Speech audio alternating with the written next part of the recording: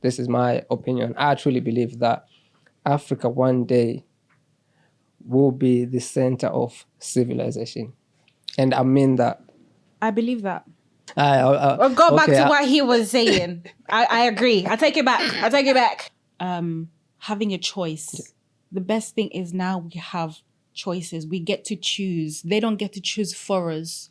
We are our own nations. Yes. We are our own people. When people talk about Africa, they are taught to look for crisis, for chaos, for entertainment, and nothing positive. We are in 2026 now. But in 2025, Africa was no longer sitting at the back. We were at the table. We were making change. We were making rules. We were the one that created the table in 2025. It was a year of progress. A lot of things happened. Mm-hmm. Our today's topic is what happened in 2025, a year of progress, because Africa did progress in 2025. I'm your host, Chisomo, and you're listening to Culture and Caves. And as always, I'm joined by my co-host, Mulenga Chola, who's going to introduce herself. Mulenga. Thank you for having me. I think this conversation is going to be very important, something that we need to reflect on and see what we hope for. But I didn't even introduce myself. My name is Mulenga Chola. I am a journalist. I am a blogger, a writer. I write about mental health and make a few skincare videos. And now I'm a part of an amazing podcast with my co-host Chisomo. So thank you for having me. Thank you. Are you excited for today? I have a thing or two to say. So yeah, I'm 100% excited for this. Okay, before we start this episode, please don't forget to like, comment, share with your friends, with your family, because it will help us grow. It will give us new ideas, new topics, and we are ready for this one. Let's get it. Let's get into it. I'm excited.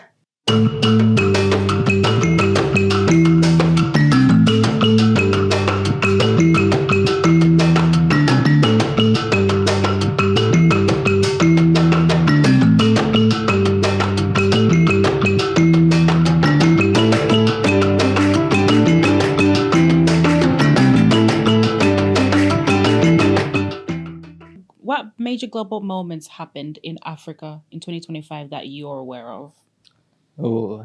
There's quite a few really that I actually been following.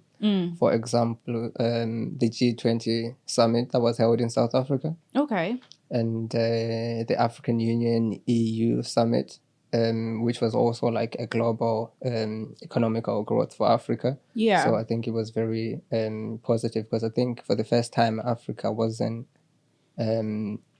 just spoken about. Finally. We were actually speaking for ourselves. Mm-hmm. So no one was like speaking of Africa or this. We were actually at the table. We were actually making real conversations, real growth, and real change. So yeah, what about you? I think for me, something that I saw or read on was Comic-Con.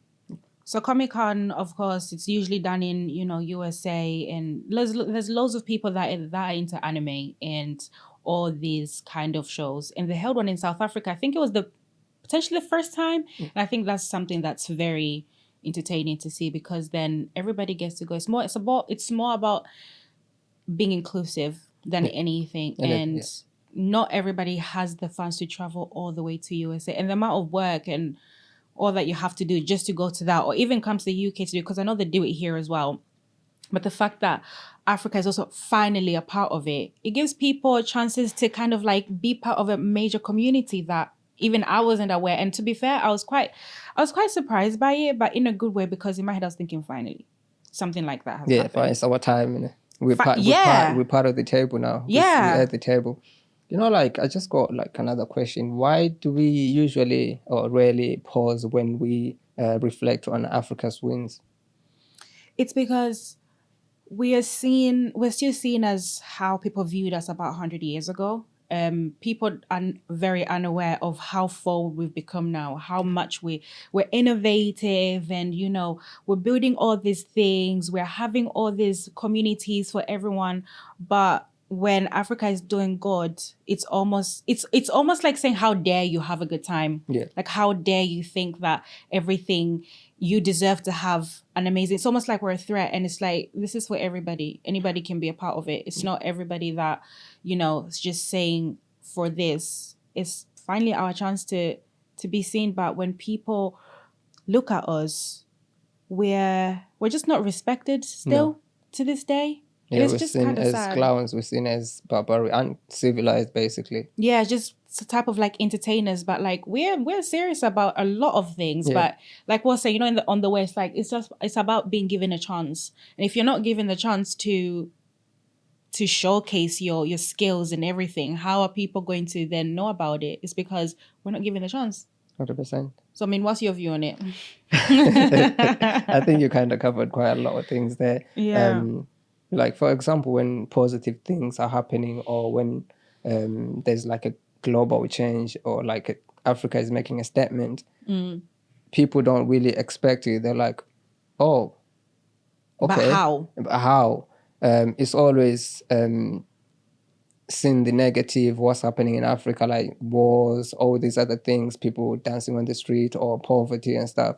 But when we make a real change, when we make a real positive impact into the society, everyone, the Western world, and everyone basically, they just think like, whoa, why are they doing it? How are they doing it? It's always like, there's always a question. It's never seen as a positive thing for the whole world. Yeah, we're under like I was gonna say, I'm thinking a microscope, like a magnifying glass, but definitely a microscope is, we're kind of like prodded, like, how did you do this? How did you manage to do this?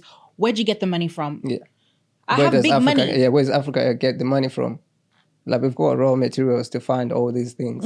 So when we do these things, like, it's always questioned. But when the Western world does something globally, no one questions it. No one pauses to think, because they're always kind of expected to do that. Whereas Africa is not always expected to do any great things or have any wins. We're always seen as a loss, as a laughing stock, basically. Yeah, and it should never be that, because we're great. But until you change that mindset and see everything else, then we're still going to be seen as, barbaric and uncivilized, like you said before. So I think that's a very important thing. So here we have, Africa is hosting and leading global economic conversations, and I feel like you confidently know more about that than put me. me on the spot. If we're gonna be honest, how do you feel about Africa being in the rooms?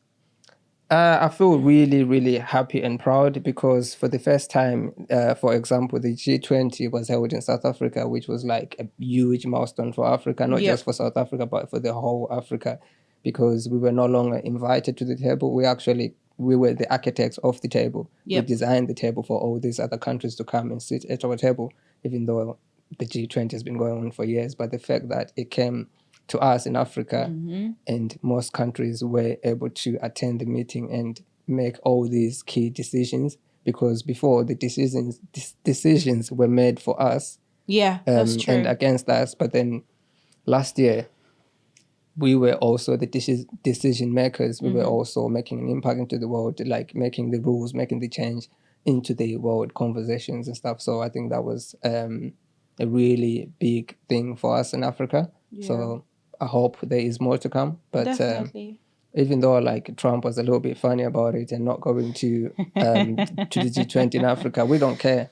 I didn't care when I was seeing the headlines that Trump is not going to the G20 in South Africa. I was like, fine.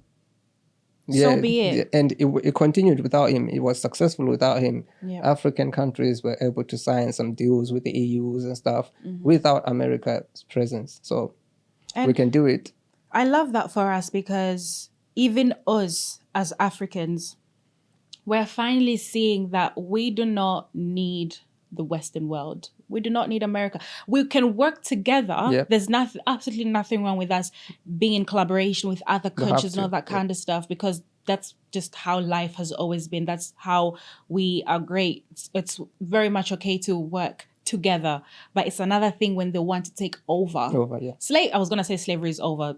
It's not, unfortunately, but that's a conversation for another time. It's coming. Hey, but we do not need, because the fact that the American president said, I'm not going to, it was kind of like a threat, like, oh, you're not going to do anything without me. Like, bro, we We don't need you. We don't need you. Like, okay, right? He's making threats and bullying everyone. But like, if you're not gonna, okay, we have Zimbabwe in the store in the room. Yeah. You know, we have Malawi in the room.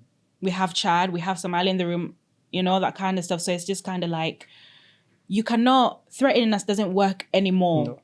Because we're finally getting to see these other countries for what they are and not what they want us to believe. We see right through you, you know. Because if you're threatening to say, I'm not going to come because it's being held in South Africa, right? That's fine. That is also part of racism. That is such a racist take. It's like we're not seeing the worth. They're not seeing the worth in Africa.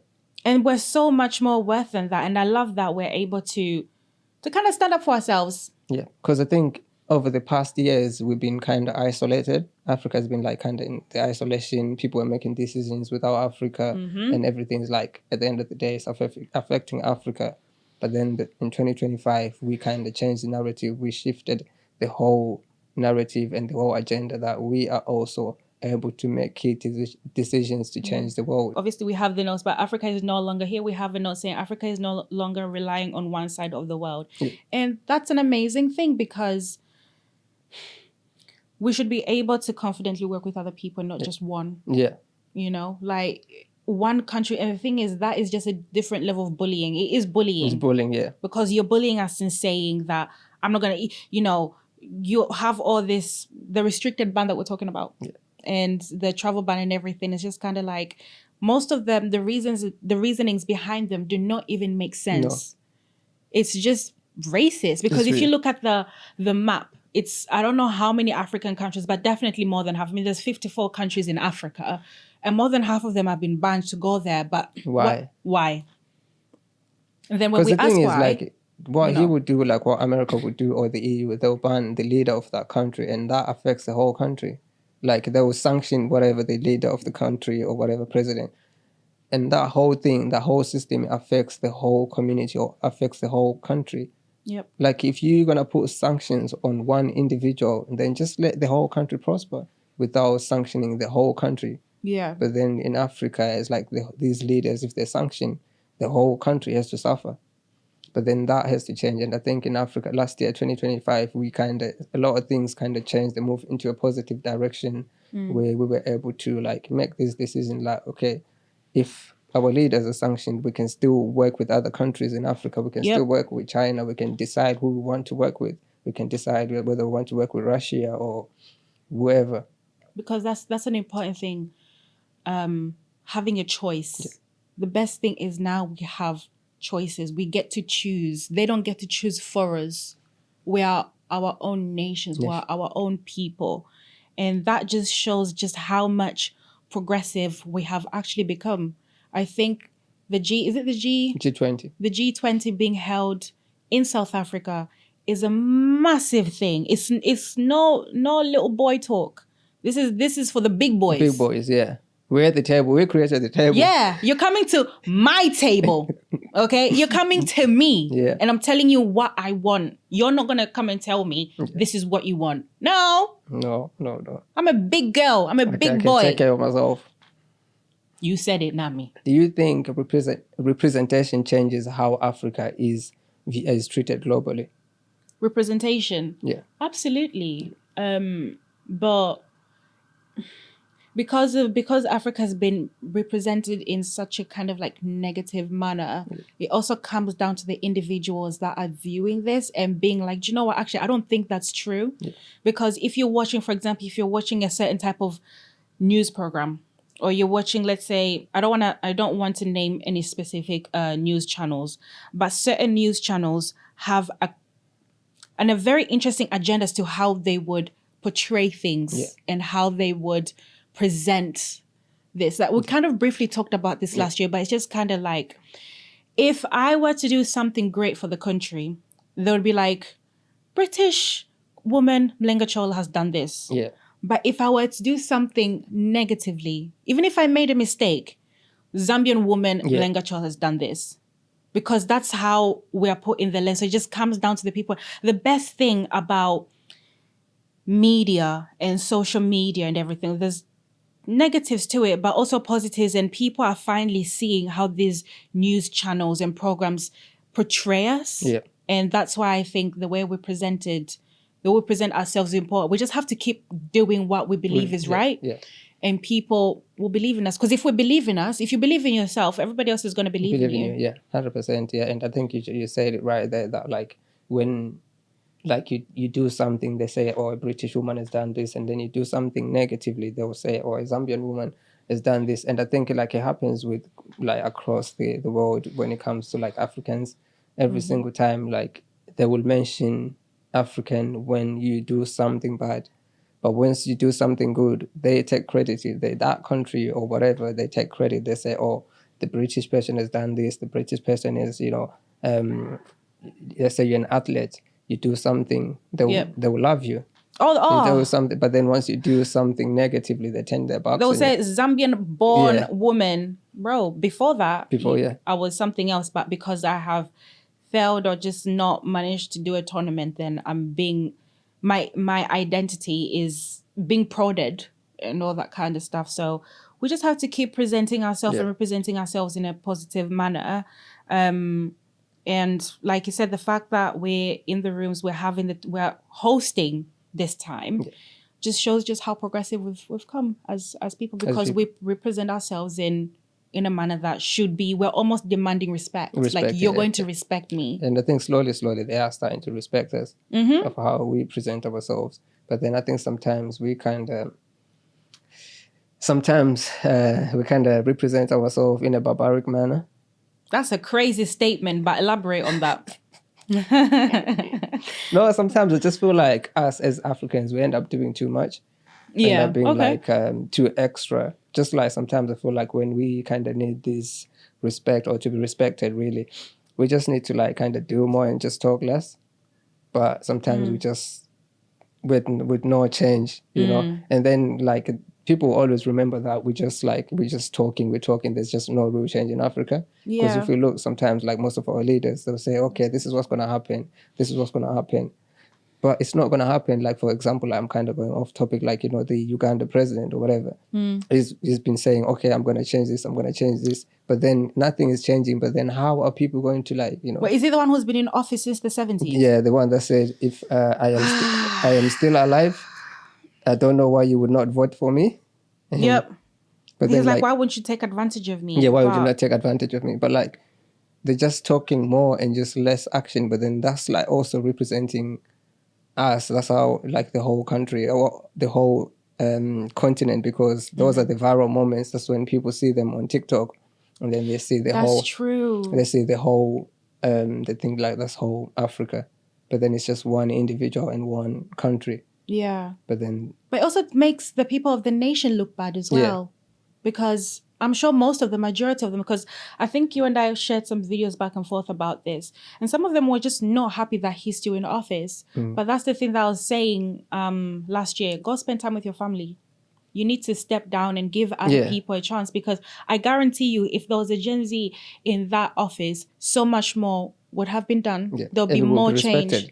100%. The respect that we demand from these people is completely different, but that's what happens when you're greedy. Yeah, because let's look at Ibrahim Traore, how he carries himself, how he does things. He's being respected. He's being treated differently. And he's quite young. He's in like 30s or 40s or something. Yeah, something like. He's like, obviously the West don't like him, but the youth, the Gen Z, and like people that are just not in politics and stuff, they respect him. They treat him differently because of what he's doing.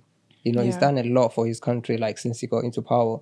But then once we start acting like barbaric, we're hungry for power and stuff, the whole world is just going to see Africa as like just... like that. But why don't the West like him? Why do you think the West doesn't Because he's doing something that they don't benefit anything from him. But then if you get people that are like puppets to the Western countries and stuff, and then obviously they're going to love him. Okay, so one thing is that African countries are becoming more globally central. Like, people are kind of like looking at us. Yeah.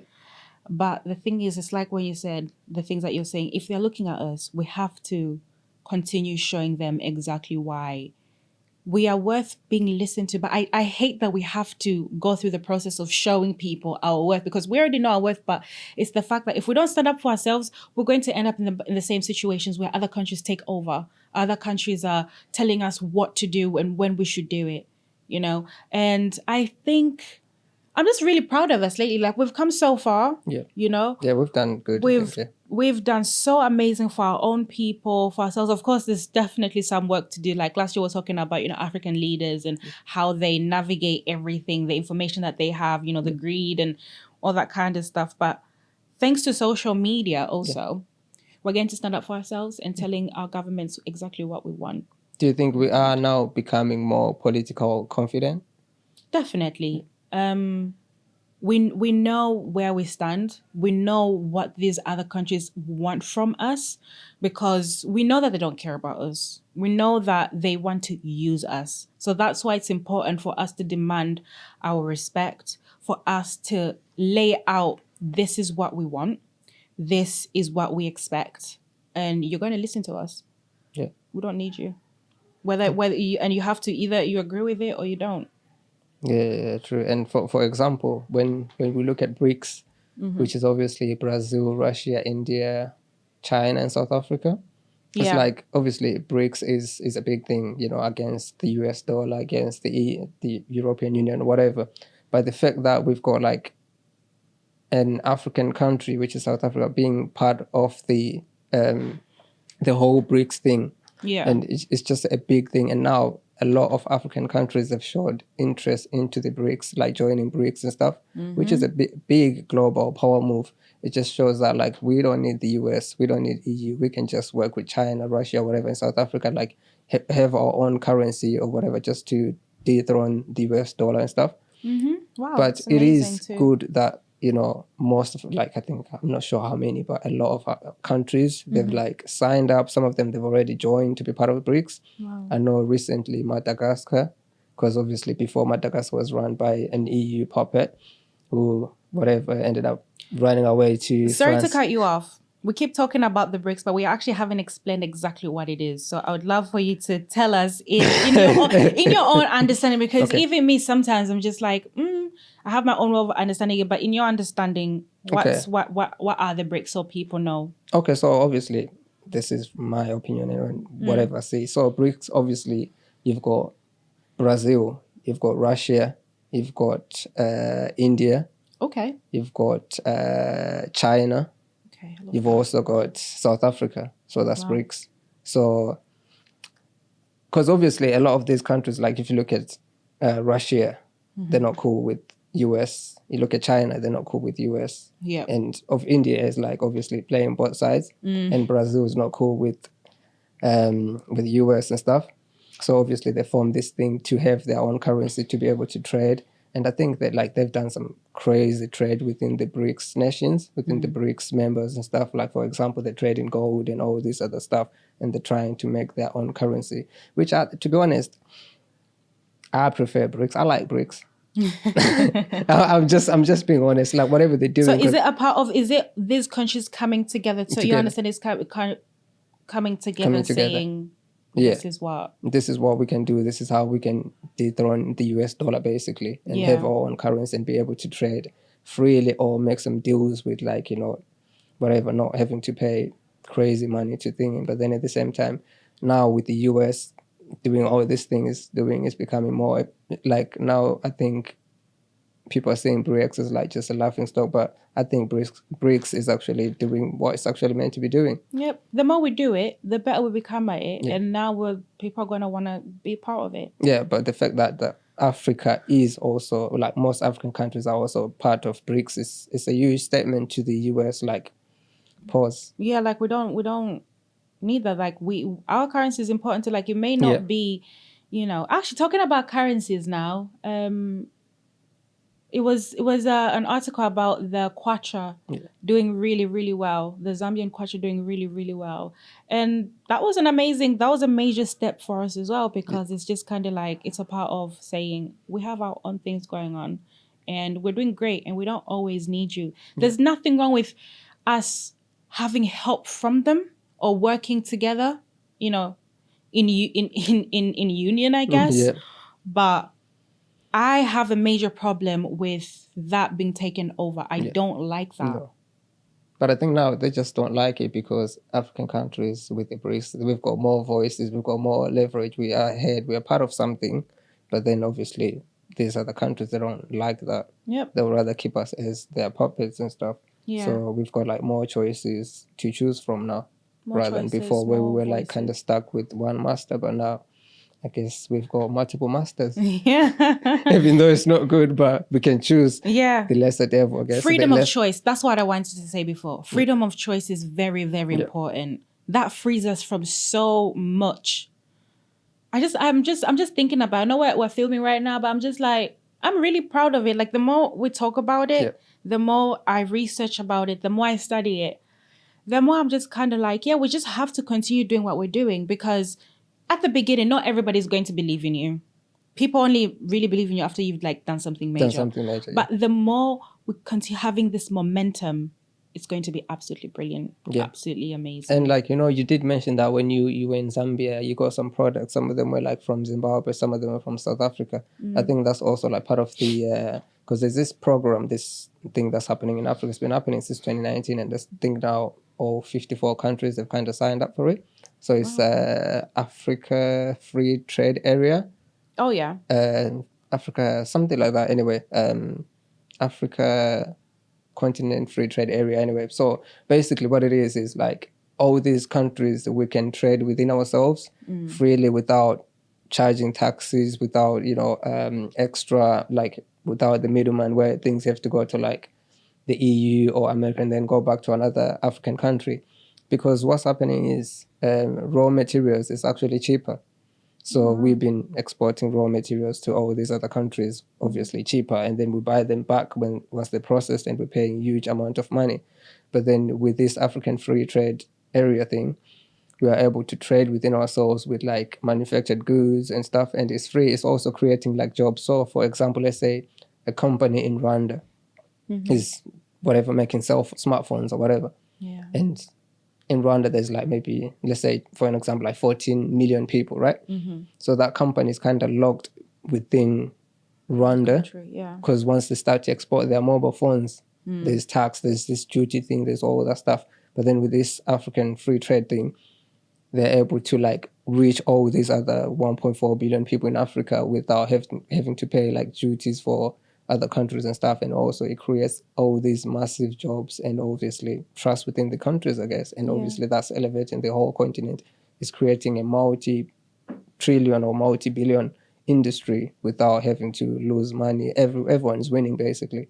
If let's say, okay, a country company in Ethiopia that sells coffee or whatever, coffee beans, now they can just like sell them straight to Ghana without paying any taxes. They can export them to Zimbabwe or whatever without paying all these other taxes and stuff. And it's really, really good. It's a big improvement, and it's the largest free trade in the world by countries. Really? Yeah. Because we've got products, we've got materials, we've got everything that we can actually do. We just need to stop depending on this Western world, because with these all other things and this African Free Trade Area thing, we're able to sell our products to other countries, reach more people without paying all these crazy duty fees and stuff. Let's say company in South Africa is selling cars or whatever, they can ship them to Ghana, Nigeria without paying all these stupid taxes. Yeah. So it's working out really good. I think it's going to work good, and obviously it's creating jobs and stuff. There's no Chinese person in the middle. What would economic freedom change for Africa? More people are going to start looking at us, and because of that, more people would also want to work with us, and that also creates jobs for other people. That creates opportunities for other people. It comes down to also education. So if these are brought to us and it's been introduced in like schools or whatever, there's a part of learning to that. I'm looking at it from like a kind of like educational, financial perspective. I think it's a brilliant thing. Yeah, what about you? What do 100%, you think? Yeah, I think this economic freedom thing is very important to us, because let's say these countries now, they're going to get to a point where they will need to work with us rather Yep. than us needing them. We won't be begging to them, because we'll be like free to choose basically how we want to do things. Yeah. But if we are able to be free economically, we will be respected, we'll be wanted more rather than be looted. You know, because most of these countries are just looting Africa and stuff, and even our own people really are looting Africa. But That's neither here nor there. yeah, but if we are able, at least if we're able to kind of be economically free, we will have more leverage, we'll have more control of our own resources and more basically voices. We can detect what we want to do. Yeah. We can decide how we want to sell our things, how we want to move our products within outside Africa and stuff. But one thing that we mentioned also is how Africa is voicing itself. Yeah. There's 54 countries there, okay? There's no way that anybody should not want to believe in us. Like, there's a reason why I read this 77% of people under 35 live in Africa. And apparently it's the youngest continent right now because of the aged people that are living there. And because of that, we become more innovative as well. Yeah. Because if you have somebody that's in office that is over, if you're over 90 and you're still in office, all I can do is just sigh. I'm going to say something that I said earlier when we were in the car, basically. And I stand by this. Go on. And I will stand by this, right? I know it might not happen now, it might not happen tomorrow, it might not happen next year or 20 years, but I truly believe, and this is my opinion, I truly believe that Africa one day will be the center of civilization. And I mean that. I believe that. Because slowly, we are on the rise. But what makes you feel that so strongly? I feel confident in Africa in the next few years on how things are going to operate, on how things are going to work, really. And I think everyone is going to run to Africa. The whole world. That's what I think. Anyway, I could be wrong, no, but that's what I stand on. That's what I believe that we will be. You know what? I like that you said that, because this was what I was saying before. I was like, it's either going to happen in our lifetime or not. Yeah. At the end of the day, it's happening. I think it's because we're voicing ourselves way more. We are questioning these leaders. Why in office? What are you going to do that's going to make these changes for our people? It's not just about like 10, 20, 15, 20 years ago, somebody's just president or whatever. People vote for them depending on if they're from the same tribe or anyways. If some from the same tribe or somebody said that at church, like, oh, I'm voting for this. No, we're actually saying, why do you deserve to be in office? Because we're questioning them. We're not just being silent. Yeah. And that is, I keep going back to social media, but that is the beauty of social, because you have a platform and you get to vocalize how you're actually truly feeling and not what the news wants you to believe. Yeah. We're actually questioning them. And because we're questioning them, if we don't like something, we either express it or we find ways to do it ourselves.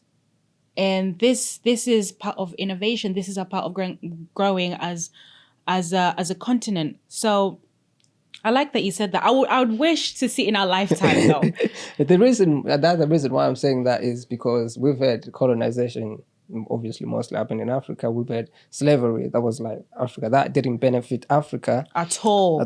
But then I think the next big thing that's going to happen will benefit Africa. Africa will be the center of everything. Yeah, because we're unifying. Global South. Oh, I like that. Because we're unifying with everybody else. All 54 countries where I guess I could say we're working with each other more than we ever did before, yeah. And that's a beautiful thing to see. I like diversity in that manner.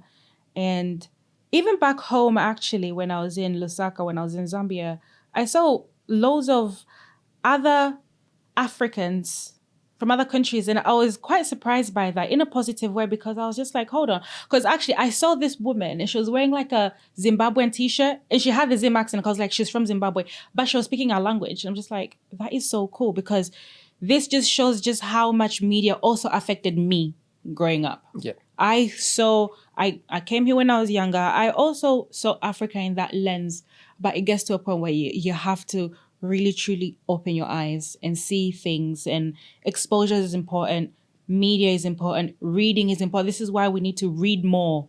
People need to read more. Not everything, not every time on TikTok, even though TikTok is a great source of information, but we have to read more. Read from African poets, read from African authors, African writers. There's so much, but you have to open your mind. You have Yeah. to have an open mind, and you have to learn to see the world past the tip of your nose. Africa is an amazing, amazing continent, and I cannot honestly wait to explore other African Yeah. countries.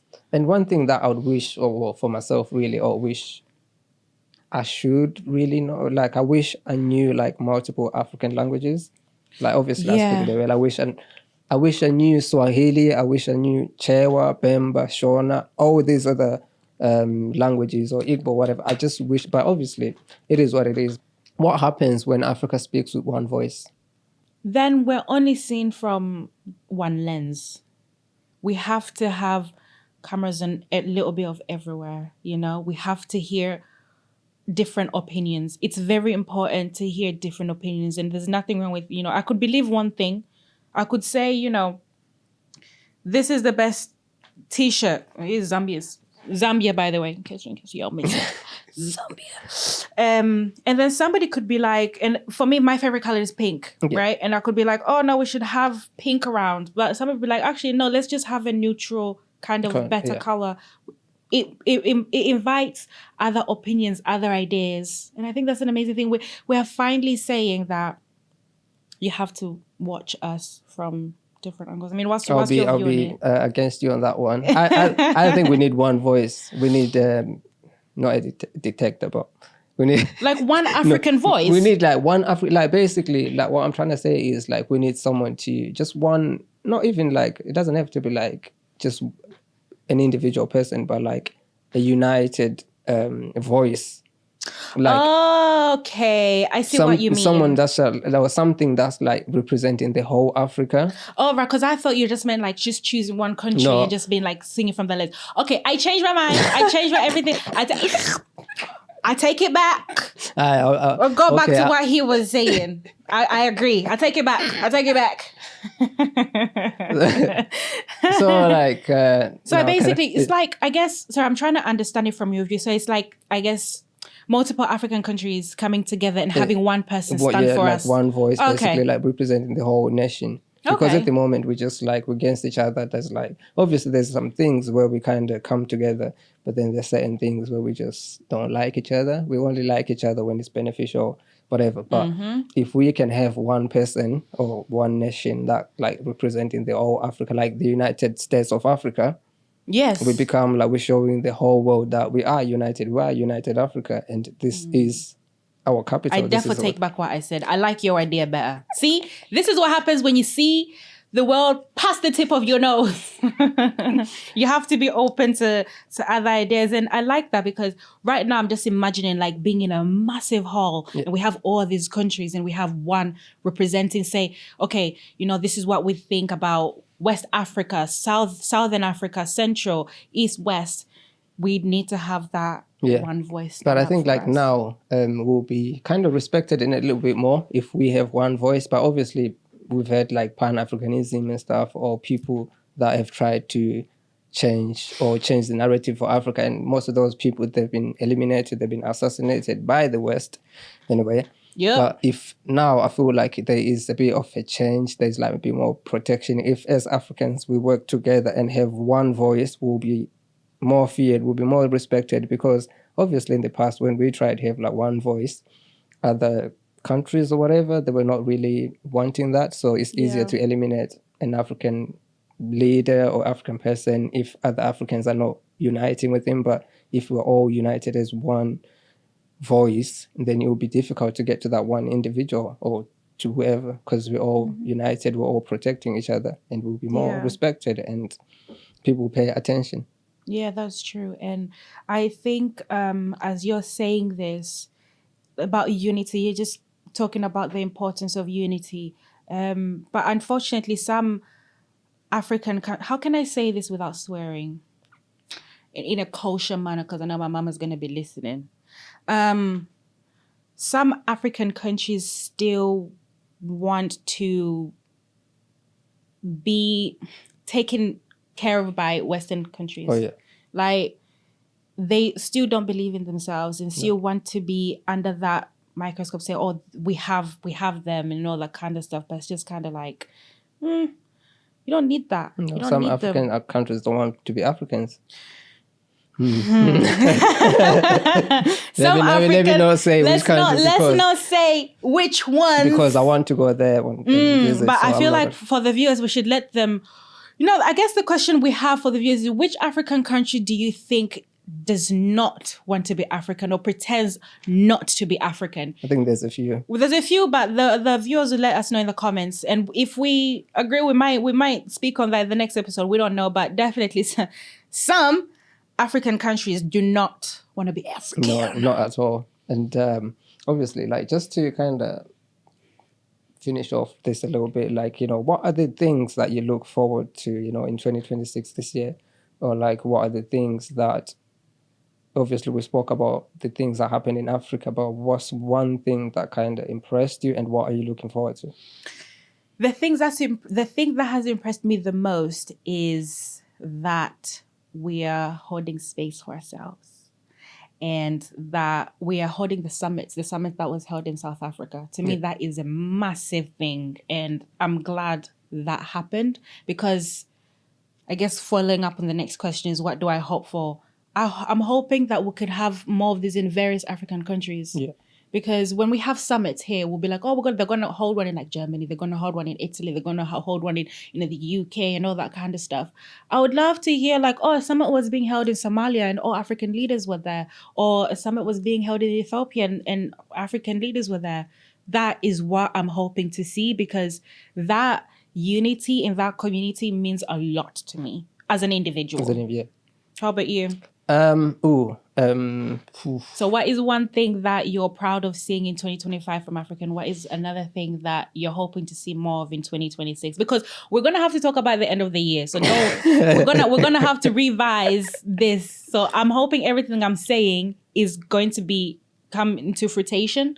But from your view, I know we didn't speak about it in this episode, but we did speak about it in our previous episodes. And the Ethiopian dam that was built within, they use their own money. You love that one. I love that one. I was happy, even though I'm not from Ethiopia. Yeah. But the fact that they did that, like, they can do their own infrastructure, like multi-billion-dollar infrastructure. Yeah. That was like a big, proud moment. I was like, okay, we can actually do this without being dependent on these other Western countries and stuff. And obviously, the G20 summit, that was another one that, like, we actually were the architect of the table. We were no longer invited. We were making key decisions. But what I'm looking forward to this year for 2026, I'm going to keep an eye on this African continent free trade area thing. Okay. I just want to see what's actually going to happen this year. I'll keep an eye on it and just see, because I'm actually interested. Because I love to see Africa win. It's beautiful to see Africa win. Obviously, I'm African, Yeah. So to see my people making a real change will be very, very, very, very good for me. And obviously to see maybe we unite as Africans and stop kind of this, oh, I'm not African. It will be nice to just be proud of where we're from. Growth and more infrastructure and more dependence. It will be nice to see this year. So I'm looking forward to how this African free trade thing is gonna work out this year. I'm excited to see that too. We'll come back in December and see if that's been done. And obviously to our viewers, if you've enjoyed this episode and you learned something and you think like you've got something to contribute or something that was a big moment for you in 2025, obviously we would appreciate if you leave a comment, and obviously don't forget to like, comment, share. And as always, I'm joined by my co-host Mulenga, who I'm going to put on the spot again. Aye, man. Why? Just to close this, like, I'll just leave it with you and just say bye to our viewers and just like, thank them in English Yeah. and I'm not going to speak in Bemba this time, No, but I think okay. because I know that's what you're going to do, so I'm going to stop him right there. Okay, yeah, just Thank you to all our viewers for watching this. We really appreciate your time. You know, your time is very important. As for us to be part of your routine is a major thing. And anything that you think of or have an idea of, we are more than happy to hear you out. And until next time, it's been me, Mulenga, and my co-host Chisomo. Thank you. See you later.